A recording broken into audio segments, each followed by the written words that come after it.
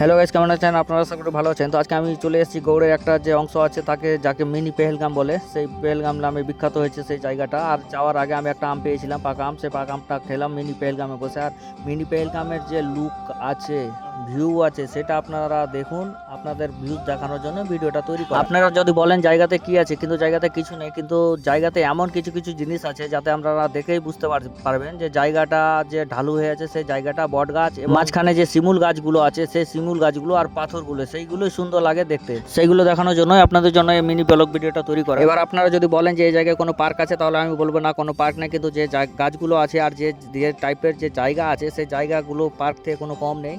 তো আপনারা দেখুন পুরো জায়গা আর গাছগুলো, যে অসাধারণ যে জায়গা আছে, সেই জায়গাটা একেবারে ঢালু হয়ে আছে জায়গাটা। আর অনেকগুলো যে পাথরগুলো আছে, সেই পাথরগুলো যেমন পাহাড়ি এলাকায় থাকে জায়গাগুলো ঢালু হয়ে উঁচু হয়ে, সেই সেম ওই রকম আছে। আর গাছগুলো খুব সুন্দর লাগছে, মোটা মোটা গাছ আর বড় বড় গাছ। তো গাইস, আপনারা যদি আসতে চান তাহলে যেটা দিয়ে আসেন, বেকি মোড় যেটা আছে টার্নিং, সেই টার্নিং দিয়ে ঢুকতে হবে।